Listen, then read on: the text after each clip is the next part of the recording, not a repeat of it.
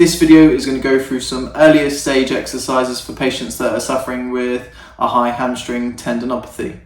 We'll cover the specific exercises and some of the parameters we want to be doing at this stage.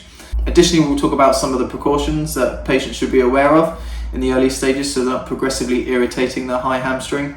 And we'll cover some of the activities that patients can continue to do at this stage. The first exercise we're going to start with is a double leg heel bridge.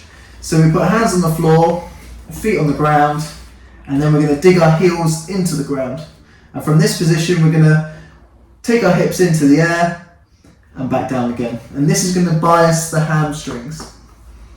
In the earlier stages, we probably want to do low load and high repetitions, so anywhere between 15 to 20 repetitions and a few sets. If tolerable, we can move to slightly long lever hamstring bridges, so that's taking the heels away from the body. So that's coming up into the same position, and you'll feel a little bit more tension on the hamstrings as you take the legs further away from you. And even further and further, you'll start to feel more tension on the hamstrings. Once you're confident and the exercise is tolerable, then we can move on to some single leg work. So exactly the same thing again, however, we're taking one leg out of the equation. Same concept as before, keeping it to high repetitions, low load. Once you feel confident, heel comes further away from the body, and we do the same again. Another way to make it a little bit more difficult, if you're tolerating the exercise quite well, is just to grab a handheld weight, make sure you support it slightly, putting it around the waist, and then progressing with your single leg bridges.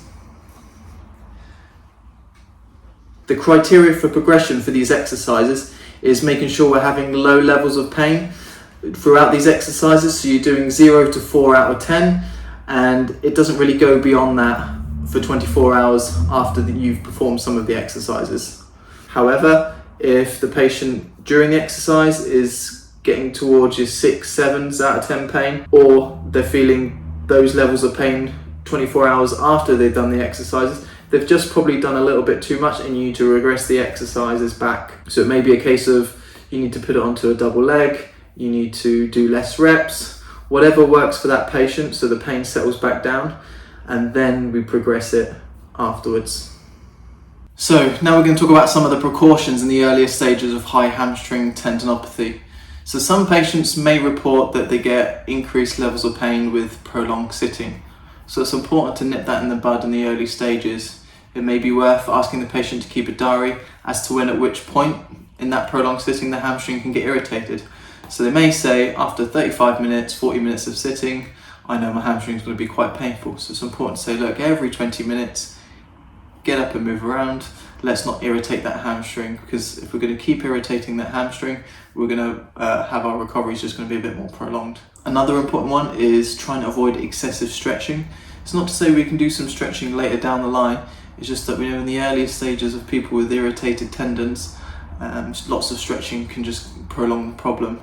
A lot of people that don't get help from a healthcare professional might come to you and say, look, I've had lots of stretching, just doesn't seem to be getting any better. And that might be just because they're irritating it in these early stages. Provoking activities such as your fast-paced walking, running, sprinting, maybe it might be some of the activities that brought it on in the first place. We need to get the patient to stop doing these at the certain level that irritates it.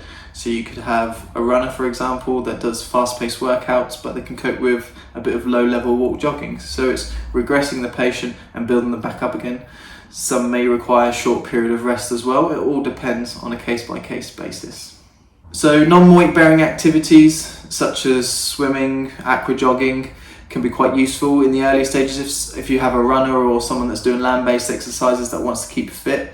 Additionally, getting on the bike and doing some sessions. However, if the seat is quite hard and is pressing on that high hamstring, it can be quite irritable, so it's important to wear some padded shorts, get a decent seat, or maybe try and find some other exercise such as a cross trainer, but these can sometimes irritate as well. So it's making sure that when the patient is doing their exercise in place of their running or their walking or whatever the aggravating factor for that hamstring was, that they're not irritating it further, and it's keeping an eye on those pain levels as the patient is doing their rehab and their exercises alongside.